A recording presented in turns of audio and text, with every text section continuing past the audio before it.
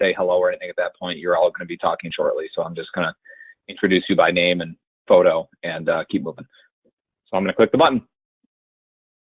Okay. The broadcast is now starting. All attendees are in listen-only mode. Good afternoon, everybody.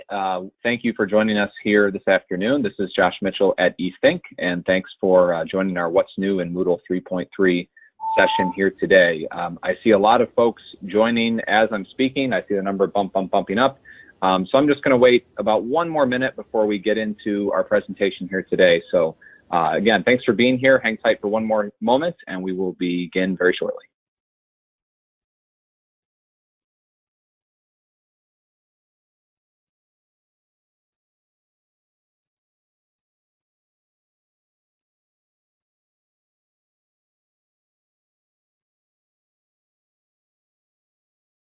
All right.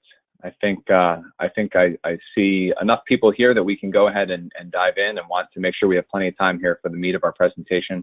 So again, welcome. Thank you for joining us. The title of today's session is What's New in Moodle 3.3. This is actually the third of this sort of session that we've done. About a year ago was the first time that we did this. We did a What's New in Moodle 3.1. And back in the spring, we did a What's New in Moodle 3.2.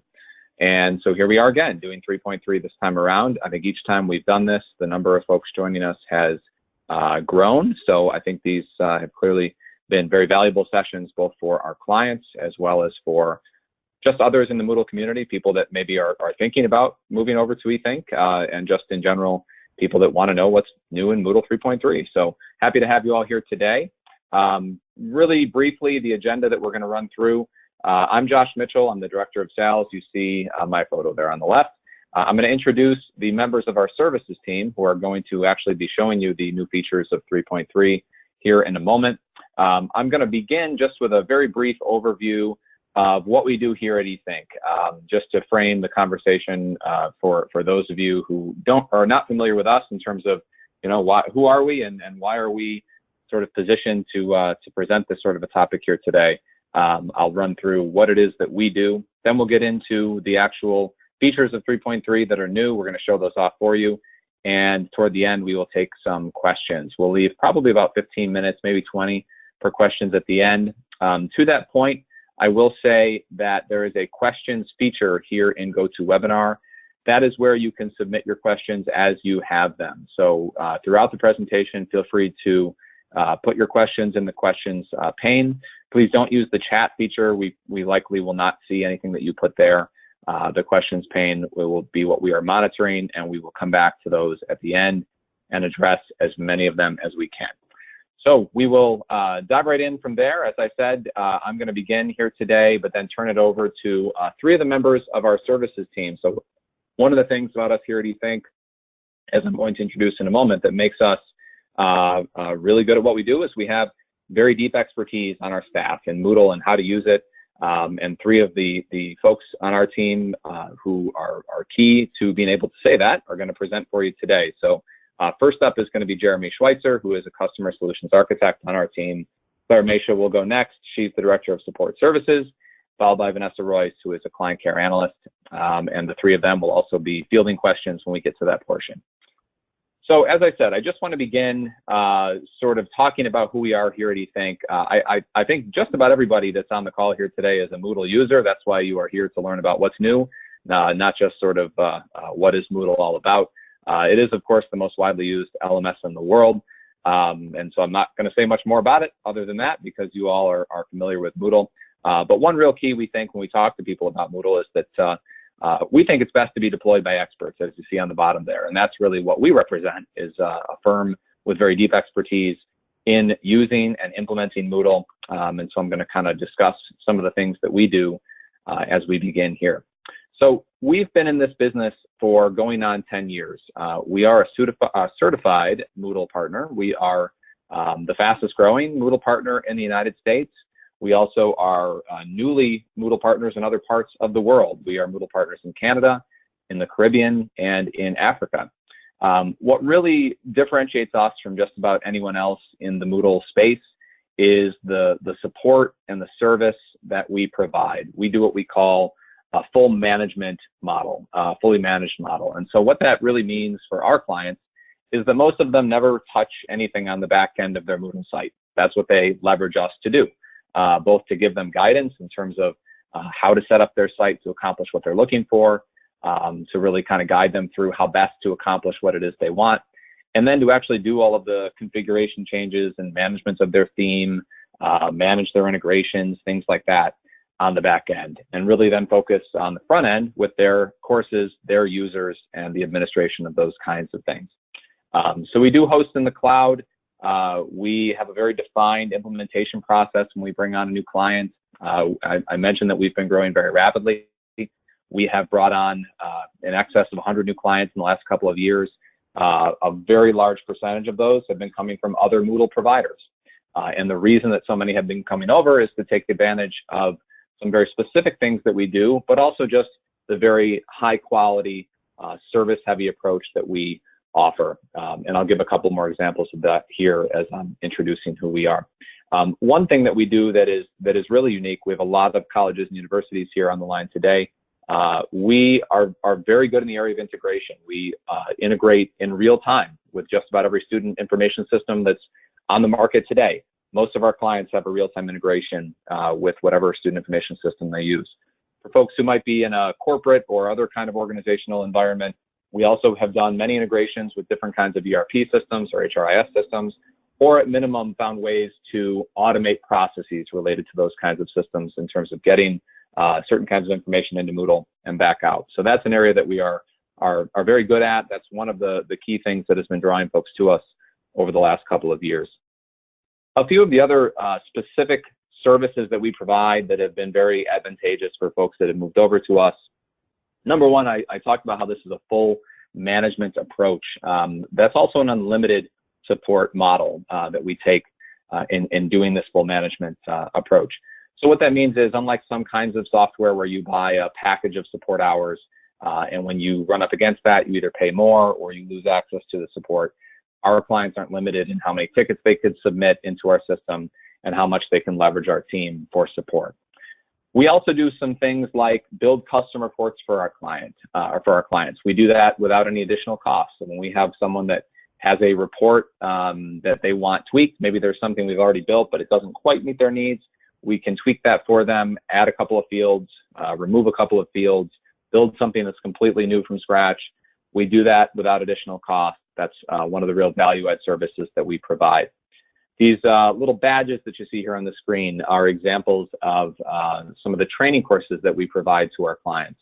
So our team has built 4 different training courses in Moodle, how to use Moodle using Moodle itself. There is a student training course. There are 2 different faculty or course designer type training courses and a site administrator training course. We make those available to all of our clients at no additional cost. And a real key there is every time that our clients upgrade. So as clients have been upgrading to version 3.2 and now version 3.3, we highlight for them what's new, not just in a session like this, which we're going to do here shortly, but also by way of the training courses, highlighting what's new from a feature and functionality standpoint, show them how to use it so that they don't have to sort of go discover that on their own. So this is an ongoing thing we provide our clients that they find very valuable. And at the end of the day, this is open source software. So we tell our customers, we are only as good as the support we provide. It's the quality of customer service that has really been key to us maintaining over a 99% client retention rate through the history of our business. We've never had a Moodle client leave us and go to another Moodle provider as long as we've been in business. Even as we've been bringing many over to us from other providers, we've not had one go the other direction. And the real key to that is responsiveness of service. So these numbers that you see on the screen, these represent some averages that we drew out of our support ticketing system. The bottom line here is the average time to first response when somebody submits a ticket. That's what the 39 is. That's how many minutes on average it takes us to respond and say, hey, we're working on your request. And then under 1 hour, that 58 number is an average that we've drawn. That is the average time to closing tickets out. So obviously that varies. It's an average. There are things that take more time, things that take less time. But on average, under an hour is how long it takes our team to actually go in and resolve whatever issue somebody has had in the ticket that they've submitted. So that level of responsiveness is what has made our clients so sticky with us over the years, and it's, I think, the primary reason we can say that we've never lost a client to another Moodle provider in the history of this business. So with that, that is the rather brief overview of who we are here at eThink. Where we're going to get into now is to look at the new features in version 3.3. So there's a listing here on the screen. I promise I won't just simply read this bullet list to you, but some really exciting things here. There were some really substantial changes in version 3.2, some things that have been further enhanced and improved in version 3.3. You see now in orange the items that we are going to spend some time really showing you here today. We're going to start with Jeremy Schweitzer, who is going to, I believe, speak on this first one, the ability to set grade by reminders. And I think in doing that, he's also going to show the course overview block and how that has been improved in version 3.3. So with that, I want to go ahead and introduce Jeremy Schweitzer, who will be able to take control here momentarily. And Jeremy, it's all yours. Thank you, Josh. Let me just get the right screen hopefully showing.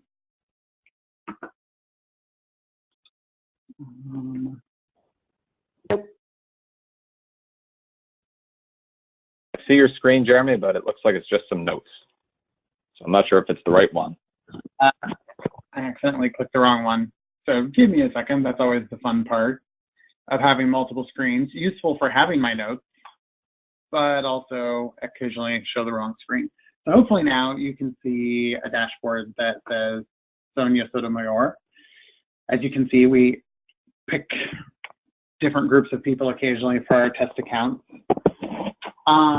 So what I am going to kind of talk today is just about the course overview block as a whole a little bit, since that's kind of where the Remind Me to Grade feature is embedded within. So let me just get GoToMeeting out of my way.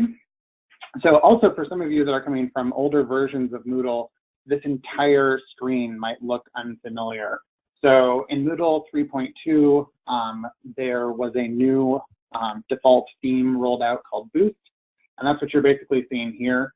It just changes kind of the paradigm for how pages are organized. It moves a lot of the system administration kind of things over here to this hamburger menu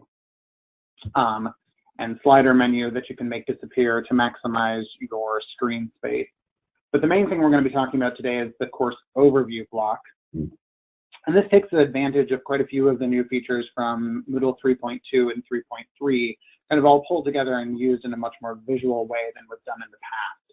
So in Moodle 3.2, they also rolled out course end dates, and that's actually used here to help determine some of these various tab options. So in the first one that pulls up when you first pull up your dashboard is your in progress courses. So you can see that this particular user that I've signed in as has 3 courses that are showing as in progress. A new employee training course, which you can see 20% done. And that's how that's actually determined is by course completion. So you can see that that's tracked in this course. And since this particular user has done a few things, so Sonia's only kind of gotten started on her new employee training, it shows her completion percentage. And then using the breadcrumb links, I can quickly go back to the dashboard. You can also see that on English 303, she's showing 12% done. So this is also then again a course that she's enrolled in as a student. But then you also notice that advanced biology just kind of has this plain 0% as if she hasn't actually started this one. But this is an example of me showing a user that is enrolled both as a student and as a teacher. So one of the nice things about the dashboard is it doesn't have a role by default. All it's actually doing is pulling the role information from every course on the site and pulling what's relevant to that user forward. So depending on the role that a user has in a course, they can see only information that makes sense for them. Kind of as an example of a user that in a college context might have both roles would be a grad student that might be teaching some courses and taking some courses, and they'd want to have the most relevant information presented to them for those particular courses. So they see the student view for courses that they are a student in, and they see an instructor style view for those kinds of courses where they're an instructor. This would also happen a lot in the corporate sector, where your trainers would still potentially be responsible for doing mandatory training, all company-wide training. You'd want them to be able to track both kind of their student experience, but also their instructor experience. So the other nice thing is this future and past. So in this particular example, Sonia is teaching advanced biology, and she also has taught it in the past spring, so that's now dropped off of her current courses since it ended in May. And then also already her spring shell has been created, so she can quickly see, oh yeah, I've been making some changes, but I've already created my shell, so maybe she'll jump forward into the spring one and do some edits. But that's a long ways away, so she might not do too much with it yet. So the feature I'm mostly talking about today is the Remind Me to Grade. So that's actually, if you look at the course overview block, it's 2 tabs, the timeline and courses. So courses gives you a quick overview of how much you've done and your past, future, and in progress. And timeline shows you the exact activities that are expected of you coming up in the next 7 days, the next 30 days, and then further out into the future. And one of the reasons why I built this example to show you both a student and an instructor was that you can see that there are submissions that she needs to make for the course that she's taking as a student. So it has the add submission option. But then also here's that Remind Me to Grade, because in the next 30 days, this particular assignment is due. But it's already open for users to make submissions. So in this particular case, the student's already made a submission. So she can actually click grade and go straight to the grading interface for that student submission. And you can see that this future one is grayed out because the session hasn't even opened yet. So it's set up to remind her to grade. It's in a course that she's in, but it's not open to the students yet. So there's nothing for her to actually do. It's just a reminder that that's coming up into the future. So you can see how this could get pretty full if you have a lot of courses, but it's all sorted based on how quickly you need to get to it. So to show you kind of how this gets set up, I'm going to click straight to that assignment rather than straight to the grading. So this takes me into that actual assignment, and you can see that there are 2 participants in this course. One student has made a submission, and so there is one that needs to be graded. But how you actually configure the Remind Me to Grade is to go into the edit settings for the assignment. And you can go down to the availability, and you have the opening from when the instructor can open the submission, the due date that they can set, a cutoff date if they want to. There's a lot of options when it comes to assignments. If you have any questions, there's lots of documentation, or you can always contact your support personnel. And then the Remind Me to Grade, which is what we're specifically talking about here. So if you, for some reason, don't want to be reminded to grade the assignments, say you might be the instructor in the course, but you have a TA that has to actually do all the grading. You'd probably say to your TA, make sure that you remember to do the grading, but the instructor might not want a lot of reminders, so they can disable that or enable that. It's kind of up to every instructor to decide how they want. I think it would be useful to always kind of see, oh, hey, there's these things that need to be graded. Maybe my TA needs a nudge. So I would always leave it enabled personally, but I can also control when it's going to remind me to. So in this particular example, I have it set to pop up and remind me roughly the same time as the specific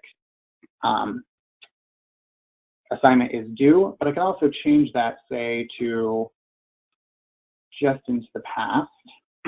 So a couple of hours into the past today. And I go to my dashboard, you'll see that it pops up now and it is showing as today something that I need to do a little more urgently. So it can move, the choices that you make within your courses dynamically change what shows up on your dashboard. So if you wanted to and you had, you were ready to grade right away, you can just click right here on the grade. And rather than taking you to the assignment and requiring extra clicks, you can click straight into the grading interface. You can see that this particular assignment has a rubric. You can scroll kind of down through, give feedback, comments if you want to. But you have a lot of options for exactly how you're going to grade and input that grade immediately. I'm not going to grade this particular one, but I'm also going to show you kind of what the interface looks like from the student perspective. So you can see that there is a submission due for the midterm for this particular course I think that's next Monday. But maybe this particular person raring to go, all done, ready to do this. So they can click Add Submission. Takes you right again to where they would need to actually make that submission. And they can grab their file, drag and drop it over, click Save Changes, and they've now submitted a writing assignment to this English course. The neat thing about that is when they go back to their dashboard, that assignment's now disappeared because they've already taken the only action that as a student they need to take. So it takes it off your timeline. You don't have to remember, you've already done it. There's nothing still saying, hey, are you sure? Did you actually do that? Nope, it's gone. They've done it, so they don't have to think about it anymore. The other neat thing that you can do is sort them by courses rather than dates. This may be particularly useful if you have everything due on the same date for some reason. So say you're an instructor with multiple courses and everything's due synchronized up. So you really need to look at it in a different way. You can change your sort to sort by courses, and you can quickly look and see, okay, I've got nothing to do in English 303. I've got nothing to do in new employee training, but I have one thing that needs to be done in advanced biology. I like the date sort better most of the time for the kinds of things that I'm doing. But if you want a different sort, or your courses are all kind of the same date, you have a different sort option to help you out with that. I think that's everything that I needed to cover. So I'm going to kick it over to Claire, who is going to talk about bulk completion editing next. Thank you, Jeremy. Let me take presenter mode from you here.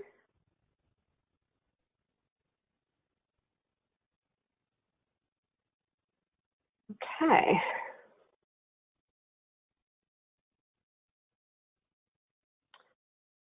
Okay.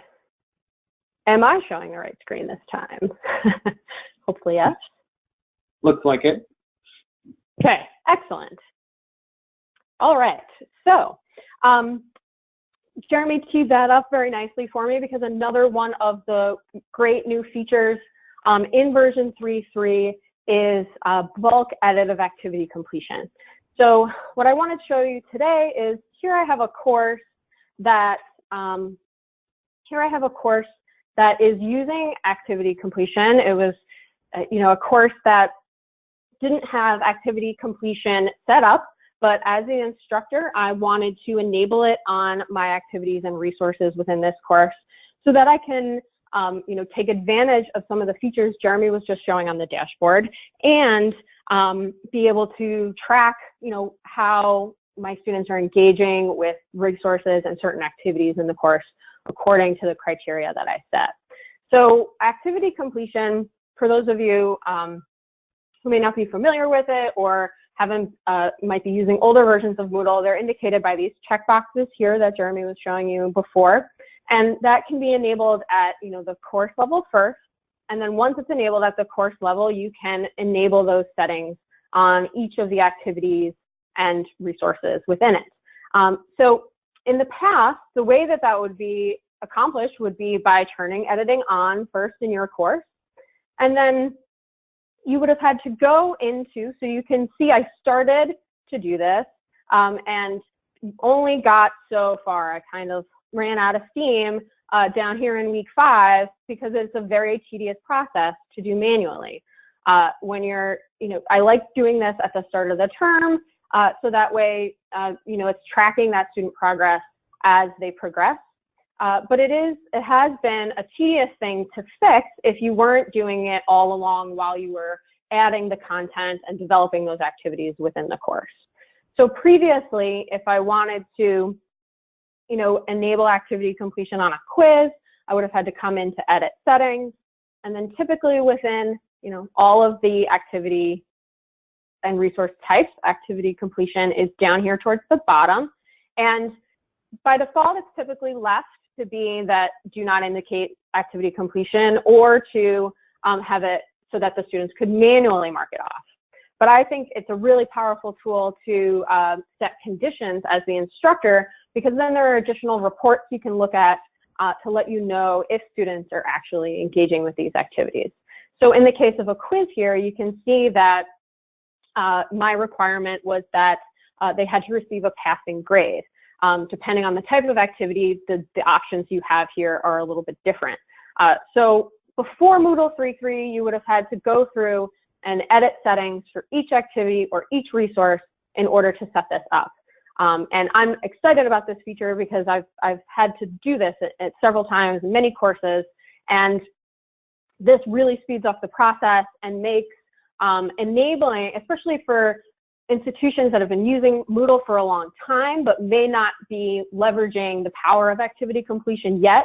This new tool makes it so much easier to then, enable it in a course in bulk, so that you're not asking your teachers to click through and do all of this tedious update.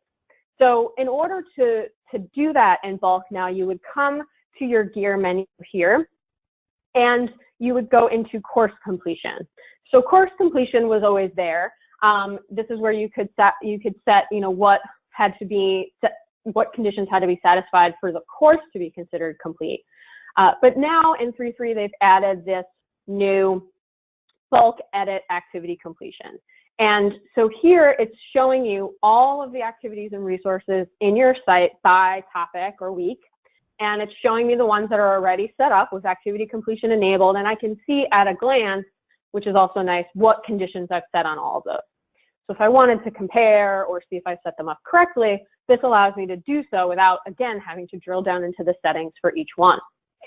So as I said, I kind of petered out in week 6 here. So as I thought through this new feature, I think it makes sense you could do everything at once. It has certainly the ability to do that, but I think it makes sense to group certain resource or activity types together, because your conditions are probably going to be similar on those different activities. So for example, let's say I want to track whether or not they are viewing the PowerPoints that I'm posting as sort of their lecture materials within each week.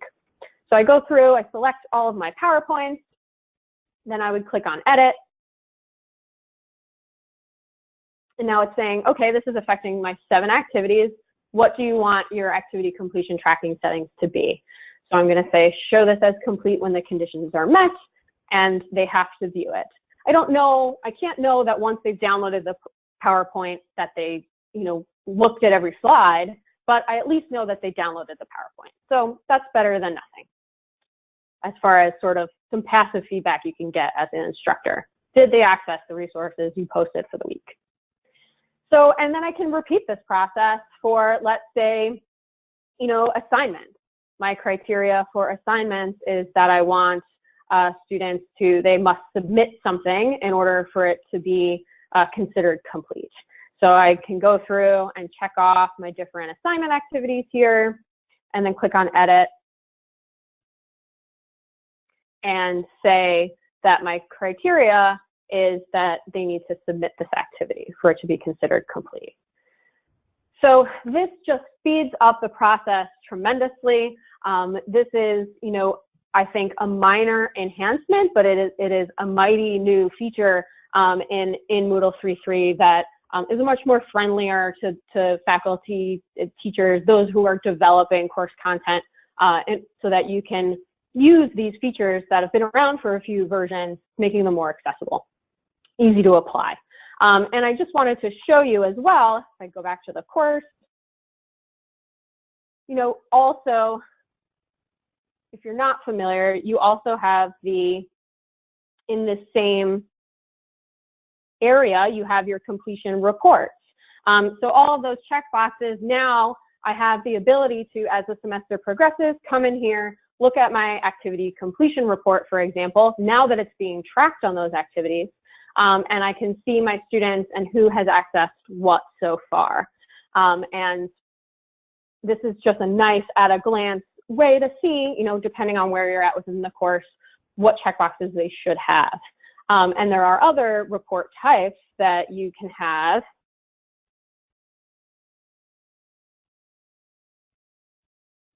So and there's also the course participation report where you can drill down to look at a specific activity. So in the past, I think, the tedious nature sort of discouraged people from using activity completion because it was labor intensive to set up. But hopefully now with this new bulk edit feature, it'll make it a lot easier for instructors to implement. So with that, I'm going to pass it off to Vanessa, who is going to talk about stealth activities, which is another great little enhancement.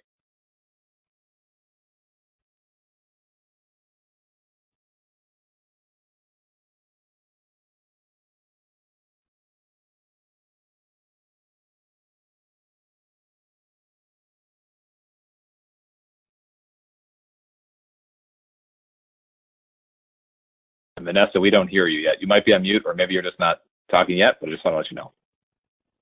How's everything sounding for you now? There you are. All good. All right, great. Thank you for the intro, Claire.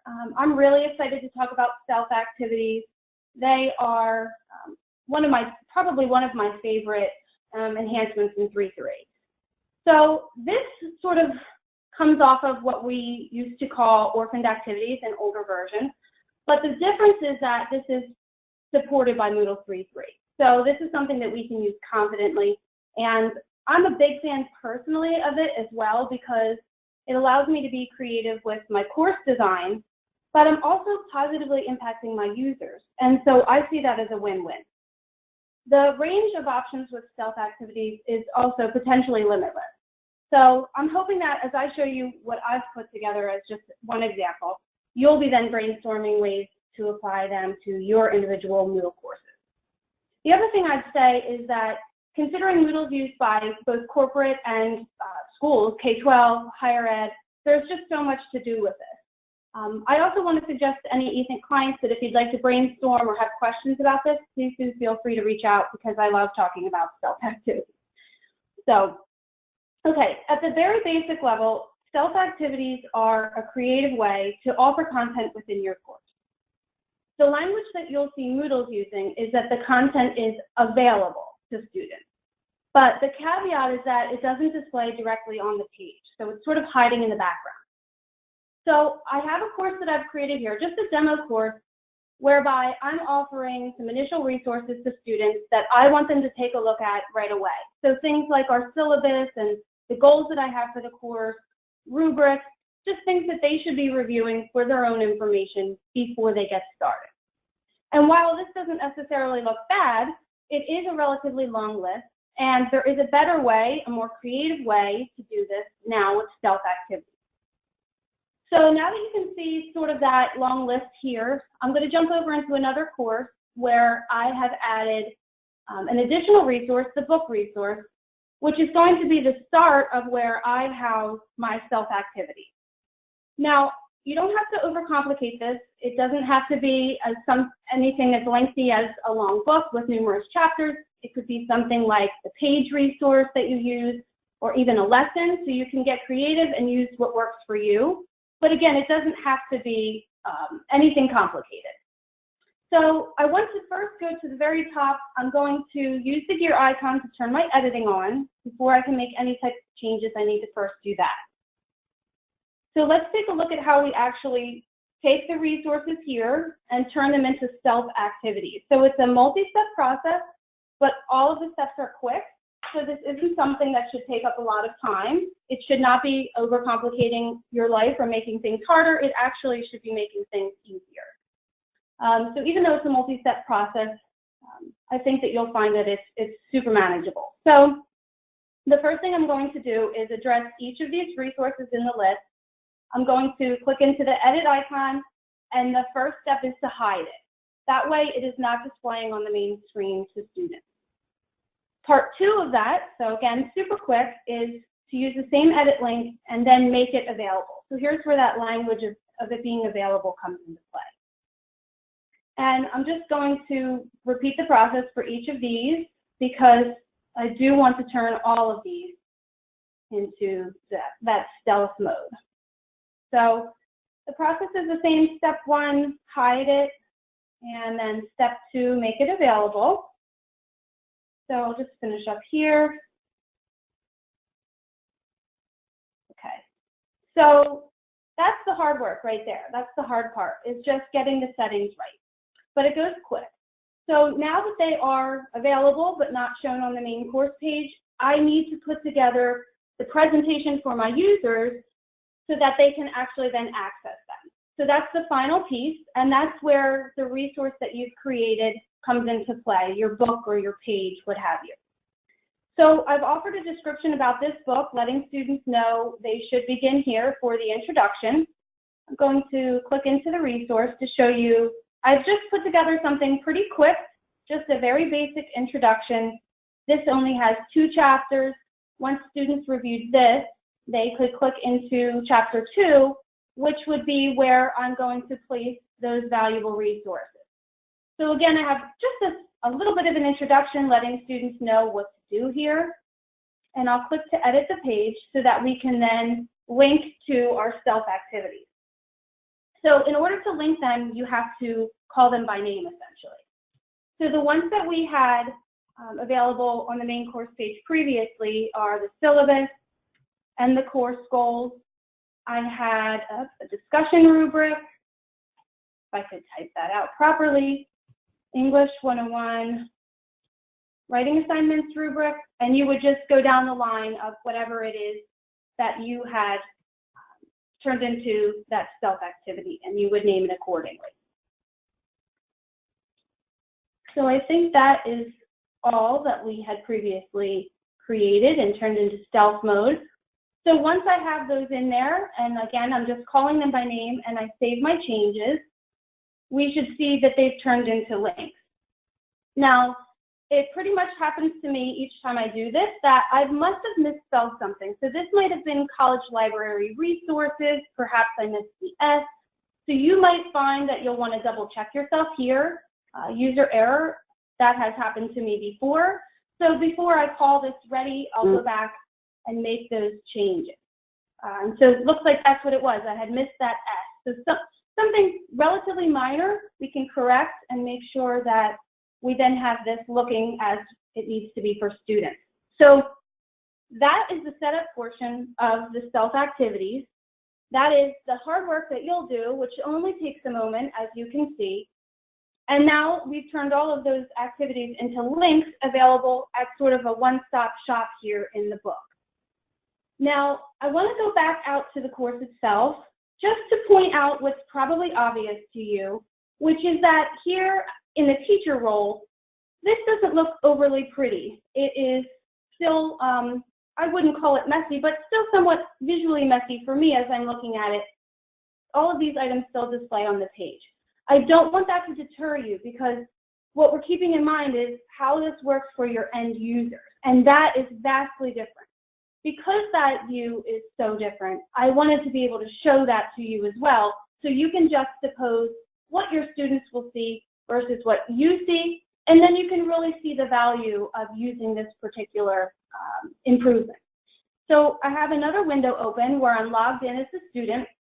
I do need to refresh my page because I've made changes since having been here last. And you can see that immediately, all we're left with at the start of the course is just general announcements which come by default, but then that book resource that we created. I have that brief introduction and description so students know what to do with it. And as a student, if I click into it, I see that same introductory material. And in chapter 2, I see my linked stealth activity. Now, I won't know that this is how it was set up. I'll just know that my teacher has provided me with one particular page to use to access important resources. So they're in a nice little package here. And if I click into them, I'm immediately taken to that particular resource where I can open or download. Just backing up, I'll show you how each of them have come through. I'm able to view these documents as they're outlined to me by my teacher. So I think that's a pretty big improvement, just for me as someone that comes from a background in instruction in Moodle. Anytime that I can get creative with a course and I can do something different, and it has an impact on my end users in a way that Stealth Activities does, that sort of right off the bat, I'm a fan of that feature. And I also think that this is a quick process, so the fact that it's not overly laborsome for me is another win. So that's pretty much Stealth Activities in terms of setup and then view. I hope I've left you with some food for thought on how you might use these in your own Moodle instance. And I think too that at this stage, I get to pass things back to you, Josh, and we can perhaps do some questions, or if you have wrap-up material as well. So let me go ahead and get you presenter. All right. All right, you beat me to it. Thank you, Vanessa, and thank you, Jeremy and Claire. I thought that was great. I'm going to go ahead and get my screen back up here just so that you have some contact info here on the screen. We do have some questions that we're going to run through. We have some time here. If you have questions that you've not yet submitted, please go ahead and do so, and we will try to address as many as we can here. So I'll just say a couple of words first. My contact information is here on the screen. If you are an eThink client and you have very specific questions about these, then Claire, I would say they should submit through the support portal as they normally do. Is that accurate? Absolutely. Yep. Great. And if you are not an eThink client and you have questions, then there's my contact information there on the screen. So you can write me or call me. Just wait till we're done and then I'll answer your call. On the very bottom of the screen there as well, we always like to tell you what else is coming up. You know, these webinars we've been doing, as I said, about twice a year as new versions come out. We also, generally on a monthly basis, will highlight some of the partners that we have who are introducing new and exciting kinds of services and features with Moodle. And you see the next one of those we have coming up. Features Aspire EDU and Okta. So there's a little bit.ly that we've created, so you can very easily type that into your screen. So check that out. And I think with that, we'll get into some questions here. So the first one, there were a few questions that I'll just address quickly before we get into some of the other things here. Someone had asked about differences vis-a-vis Moodle rooms. There was a question specifically about a particular student information system. We do a lot of webinars actually where we really talk very specifically about how are we different than other providers. We didn't get into a whole lot of that here today. So I will say, you know, I will follow up individually with the individual that asked some of those questions. You know, the things that I ran through at the beginning, things like integration, customized reporting, just quality of services we've been talking about. Those are the primary reasons that a lot of Moodle rooms, in particular customers, have moved to us. That number has surpassed 50, I will say.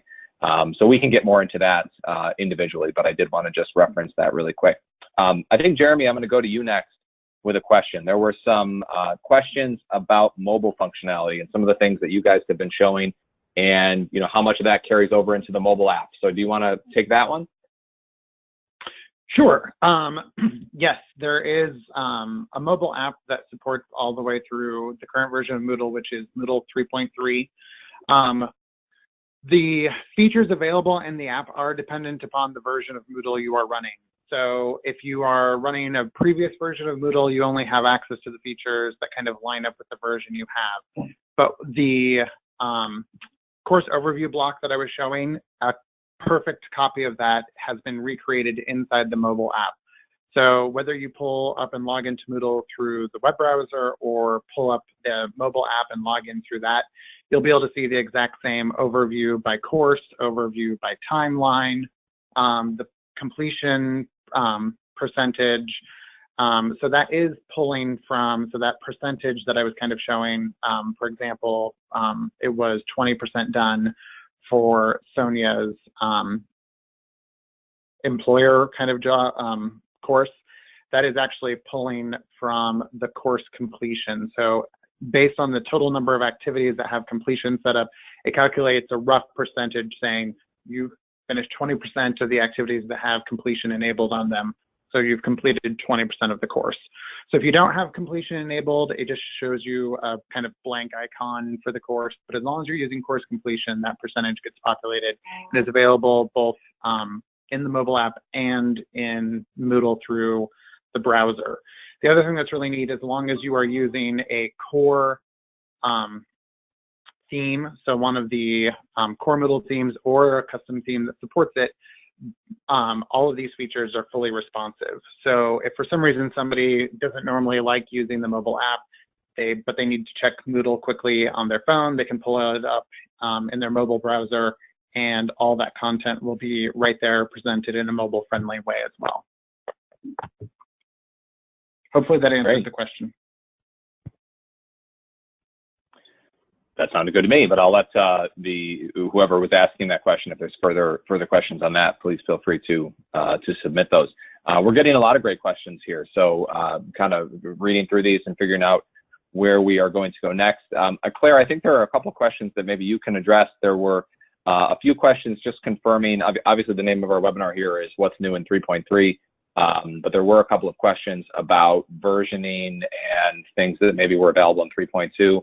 And then there was also a question, which I think you can also address, about one of the things we didn't talk about, and that was on the slide where we had the bullet list of new features. There was a reference to improvements in the integration with Microsoft Office and Google. So those two things, if you can address both of those. Sure, absolutely. Yeah, so all of the features we showed today, they are exclusive to version 3.3. There are things that the course overview, there's something similar in 3.2, but it's not quite as slick and refined as you saw today in 3.3. But this bulk activity completion that I showed, as well as the self activities that Vanessa spoke about, are only available in version 3.3. And for current clients who are on the line today, we have been taking clients to version 3.3 for a little over a month now. So if you have any interest in getting these features and want to speak to us about an upgrade, I encourage you to reach out. And another reason why you might want to upgrade is that starting with version 3.3, the Office 365 and Google integrations got much more tightly integrated into core. Can't scroll through the whole list to know for sure who's on the line today from our client base, but I know several institutions have tried this in previous versions of Moodle and had varying levels of success while those were available as plugins. But now that they have been more tightly knit into core, we're hoping that a lot of our clients will have a lot more success with that. So that might be another big factor that might prompt you to upgrade sooner rather than later to version 3.3. So please don't hesitate to reach out to us through the support portal if you're interested. You know, one just thing I'll just mention really quickly, because I'd referenced sort of a question about differences against Moodle Rooms before. You know, if you're not an Ethan client and you're hearing about, you know, upgrading and things like that, one thing to know about us is that we don't, we allow our clients to upgrade whenever they want. We keep everyone on separate code bases. We don't force people to upgrade within a window. I think once their version gets a little old, our services folks get a little antsy and start pushing perhaps a little bit more forcefully. But we always allow people to schedule that when it makes sense for their calendar. So just an interesting thing as you hear references to if you're thinking about an upgrade, that's how we handle those. I think, Vanessa, there's a question here that pertains to what you presented that we'll go to next. And I'm just going to read it because I'm not sure how to paraphrase it, to be honest with you. The question reads, does the completion tracking of the individual resources follow through when they are in stealth mode, or does it only show for the book or page? Yeah. Okay, so it's a great question, first of all, and it's similar to some other questions that I've gotten about stealth activities in terms of, you know, how do they relate to the grade book, that sort of thing. So the answer is that, yes, they track. So when you go into your completion, activity completion reports, like the one Claire showed you, you will see them as individual activities. The book also appears there too, so you can have something separate set for that. But all of those file resources, PDF, URLs, or what have you, they will all list out separately there as well. So none of that will go away. As I mentioned, I've gotten questions about how stealth activities behave with the gradebook. And so if that was something on your mind, or perhaps even if it wasn't, just for you to know if you choose to use these, is that they will also display in the gradebook just as they would if they were not in stealth mode. So no changes there either.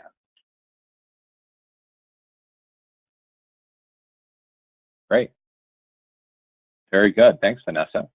So I think we're reading through the questions here as we're going through. I think we've covered most everything that people have here. I guess just one quick question that I'll ask you guys is, I know we were upgrading a lot of folks to 3.2 over the summer. How many clients do we have that have gone up to 3.3, and what is the time frame looking like for most of our clients to upgrade?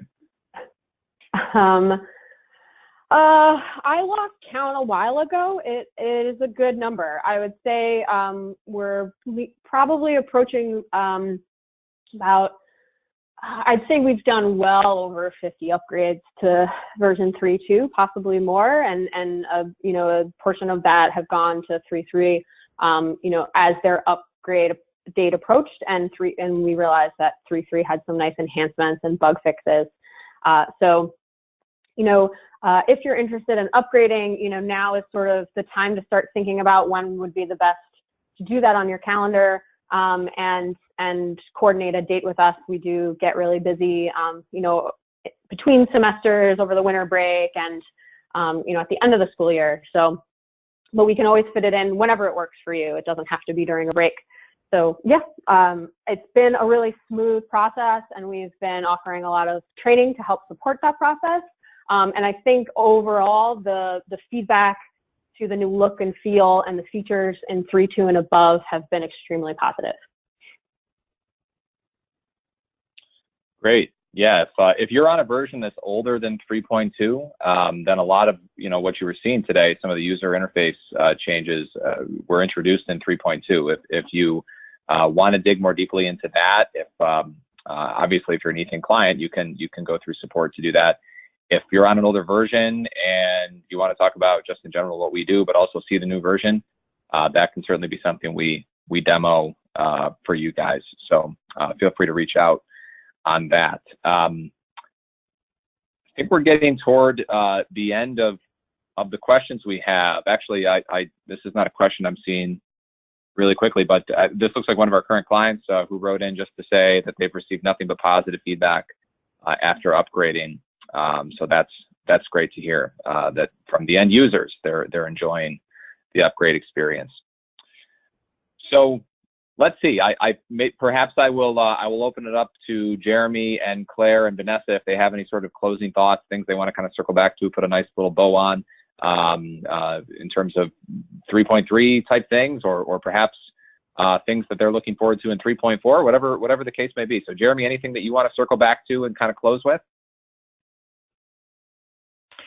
I would just say the big thing that I've noticed in 3.3, and I think is kind of coming in 3.4, is a lot of focus on polish, a lot more focus on user interface design than maybe we've seen in past years, which I think is a great direction for Moodle to be moving, and a great progress for the community as a whole. We will all benefit from some just better fit and finish on the user experience in all areas. And I think the course overview block is kind of a good indication of the kind of ease of use that is the new focus for the Moodle HQ. That's great. Thanks, Jeremy. Yeah, so certainly, Jeremy just kind of referenced what's coming 3.4. I would anticipate that come probably March, we'll be doing another what's new in 3.4 sort of webinar. So keep an eye out for that sort of thing 6 months down the line. Hopefully we'll have some cool things to show you depending on what they come out with then. So let's see, Claire and or Vanessa, obviously if you don't have anything, then that's okay, but I'll just kind of open it up to either of you if you have anything you want to close with. Sure, I did see one question come in asking, if we're running 3.2, would you recommend going to 3.3? A lot of the clients who went to 3.2 earlier in the summer, as they've heard about some of the features in 3.3, we've really been dealing with that on a case-by-case basis. There may have been a small bug that an upgrade was warranted to address, and you might as well go to the latest and greatest 3.3. Others, they just really want the better Google integration, or they really want to transition their sort of homepage to that course overview dashboard. So if that's something that really interests you, we're happy to take you to 3.3. However, you could also just sort of hang back and see what else gets polished in 3.4 coming in later in the fall. Great. And Vanessa, anything else from your vantage point to add? Sure. I would just say that the feedback I'm hearing in some of the training sessions that we're holding is that instructors are really happy with some of the improvements that we've seen in 3.2 and 3.3. Even the subtle things that just seem to make our lives a little bit easier. And so anytime we can get that, we will take it. And I'm speaking for myself personally too. There's a lot that we've seen with these changes. There's big visual changes, but there are also subtle changes that I'm just really pleased with those 3.2 and 3.3. So I would probably just leave that as my parting thoughts. Just food for thought for anybody considering the upgrade. Outstanding. Well, thank you to all three of you. Our team, I can tell you, has been very busy for the last month. We do here, serve a very large number of higher ed institutions. A big part of our business is still in the higher education space. We've been growing in the corporate space very rapidly, but a big part of our business is still higher ed. And so the last month is a very busy time for our services folks. And so I'm very appreciative of their preparation for today and being able to put this together to share with all of you. I hope that you all have found this useful in terms of learning what's new in 3.3, perhaps getting a little bit of a sense even for what was newer before that, and for who we are here at eThink if you're not familiar with us. So again, the contact information is on the screen. We will send out the recording from today to everyone who registered. So you will get that probably later today is typically when we get these out, although it could be tomorrow, but I would expect that soon. And check out our partner webinar series. The next one, as I said, is a month from today, I suppose, October 19th at 2 o'clock with Aspire EDU and Okta. So thanks again for joining us. We're happy to have so many people join us here today, and we will look forward to having you on another webinar soon. Everybody have a great rest of your afternoon.